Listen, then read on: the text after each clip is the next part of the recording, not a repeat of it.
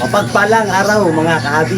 So ang pag-uusapan natin ngayon o yung topic natin sa video ito ay kung mag-aalaga tayo ng mga ibon ay dapat kaya natin ito. So yun po yung ating isi-share sa mga gawain bilang sa buhay mag-ibon. At kung bagong viewers ka sa channel nito mga kahabi, ay hiningi ako ng favor, please subscribe my YouTube channel, Olen Aviary at iba pa. So nais ko lang i-share sa inyo kung mag-aalaga tayo sa mga pagbuhan natin ng mga papasukin na larangan at pag-ibon. So dapat alam natin ito at kaya natin ito bilang isang mag-ibon. So let's go, let's go! Gusto mo nito? Oh, try mo. Try. Oh, gusto. Ah, ito, kakatil oh. Oh, pakain mo sa anak mo. Oh. Ayaw, ito lang gusto nito. Ito. Oh, yellow.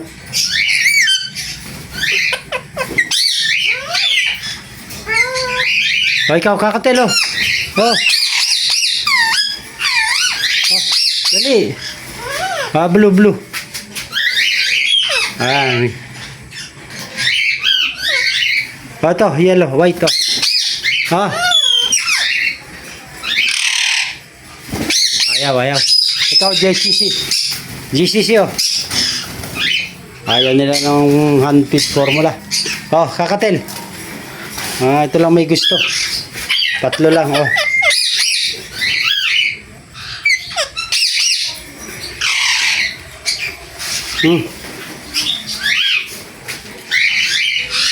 Papakain sana natin to doon sa ano oy.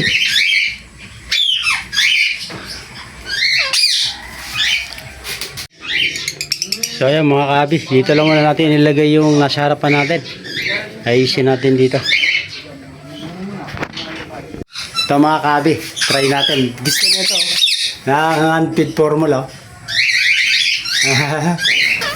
Ano, gusto? Oh, gusto niya. Dito natin ilagay mga nest box ko. Mga lumang nest box. Yan ang una dapat nating malaman at gagawin sa pag-aalaga ng ibon. Preparation kung saan natin ilalagay yung mga cages natin. Dapat kaya natin ito at meron tayong paglalaanan na area. Lalo na sa mga species na ating alagaan, dapat meron talagang area. Pangalawa mga kahabi, dapat alam din natin ito na mayroon tayong mga alternative foods. Hindi lang tayo na nakadepende sa mga seeds. Dapat kung parot na yung ating napiling alagaan, dapat alam natin ito at kaya natin bumili or mag-provide ng mga alternative foods, fruits and vegetable para sa ating mga inalagaang ibon. Dapat ito yung mga hakbang na gagawin natin. Kuha tayo ng mulberry. Sama natin doon sa ating treats para sa ating mga alagang ibon. Ano? Mulberry.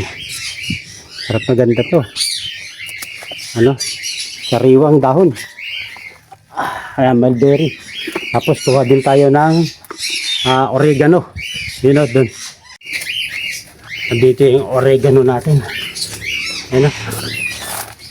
Dami. Yan maganda pag may tanim eh. Kunin natin yung naapakan. Ito. Yan mga oregano yan oh. Yan tayo mag-extend. Ito. Ano natin to. I-reconstruction natin. Palitan natin ng steel matting. Ayun yung ano. Yung guyabano na bumagsak ng bagyong Yuan. Mapuputol na itong guyabano na to. Ayan o. Hindi na maitulak muli. Yan. Madre de agua. Saka oregano. Sama natin sa treats. Yan po. Bibigay pa natin yan. Talbos ng mangga. Ayan, itong oregano at madre de agua ay halo natin sa mga fruits and vegetable na treats sa kanila. So almost nagbibigay ako tanghali sa mga alaga nating mga ibon. Yan, bigyan natin ng treats ating mga ibon. Kaya naman natin na mga ganito mga simpleng mga pagkain, lalo na kung passion natin at nakakahiligan yung mga ganitong pag-aalaga ng mga ibon. So maganda itong mabigay yung kanilang mga pangangailangan. At kaya naman natin ito. Talagang bibigyan lang natin ito ng budget at panahon. Ayan, nabigyan na natin ng mga sun conure at GCC. So dito naman tayo magbigay sa ating flight cage para sa mga Indian ringneck.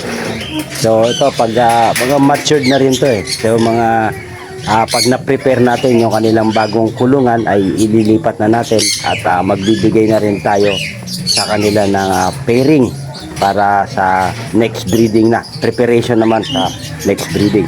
So ngayon, yan, bibigyan natin sila ng mga fruits and vegetables. Yan. Bakit napakalaga ang pagbibigay ng fruits and vegetable sa mga alaga nating mga parrot? Dahil ito ay nakakakuha sila ng mga sustansya na dapat kailangan ng kanilang katawan.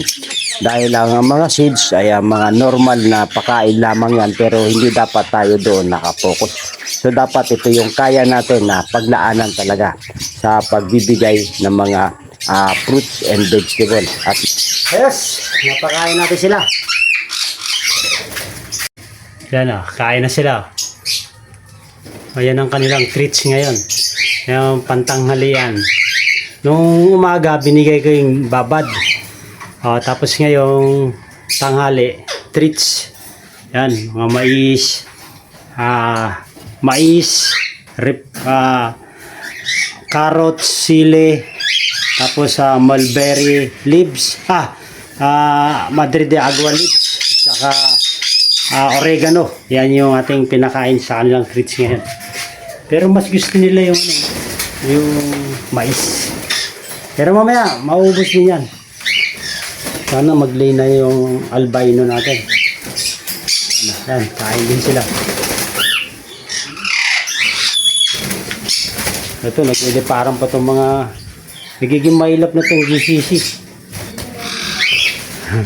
Yan, mga matured na rin yan. Paparisin na rin natin yan. So, yan lang muna, guys. Maraming salamat sa iyong panonood. Ayun, sarap ng kain ng black-headed kite. Ito, mga medium bird na to at tinatawag. Okay. Ang sunod na dapat alam natin sa pag-aalaga ng mga ibon na kaya na dapat natin gawin, ito nga yung preparation. Isa sa mga kailangan at paglilinis ng area, preparation sa paglalagyan ng kulungan. At dapat alam natin kung ilang piraso mga kahabi yung ating aalagaan para nabibigyan natin sila ng area at space nga kung ilan at saan natin sila ilalagay sa ating bakuran. Mahirap kasi pag marami tayong alagaan tapos maliit, masikip naman tulad nung ginagawa ko ngayon. Dahil sa nakakahiligan, hindi ko na malaya na dumarami na pala yung mga ibon natin. So pansamantala, dito ko muna ilalagay yung ating mga cages. Iko-compress ko muna sila at gagawa tayo ng bagong area ng kanilang aviary. So dapat ito yung kaya natin na meron tayong panahon at oras para sa ating mga ibon.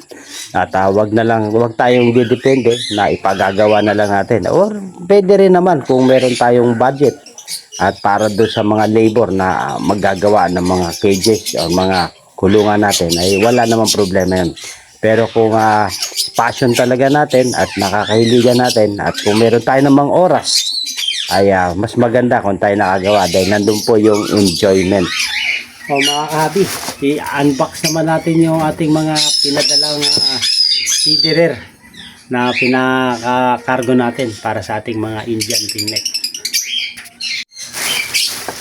So, mga stainless, di ba?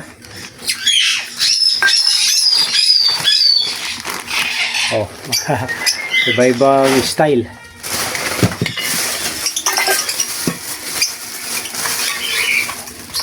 Ang ganda. Stainless. Malalaki na ito.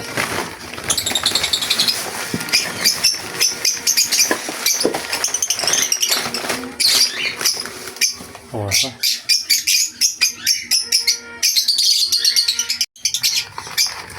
unboxing. Ito mga kahabi, ay nabili lang natin ito sa mga ukay-ukay. Ay mga stainless, kaya nagustuhan natin. So yan, pinakargo natin. Bibigay tidirir natin para sa ating mga alagang mga ibon. Pag maramihan, yung malalaki. Tapos sa mga single cages, ito yung mga maliliit. Yun mga kahabi, dapat kaya talaga natin na paglaanan ang ating mga pangailangan sa ating mga ibon. So maraming po salamat mga kahabi. Ito yung ating paghanda at mga sa mga alaga nating mga ibon. So yung mga kahabi, ang sharing natin regarding po sa pag-aalaga ng ibon na dapat kaya natin ang lahat ang mga gawain, responsibilidad at pangatlo yung budget. Dapat meron tayong nakapuon na oras at panahon sa ating pag-aalaga. So hope mga kabi, nakatulong tayo sa pag-share ng ating experience sa pag-aalaga ng buhay mag-ibon.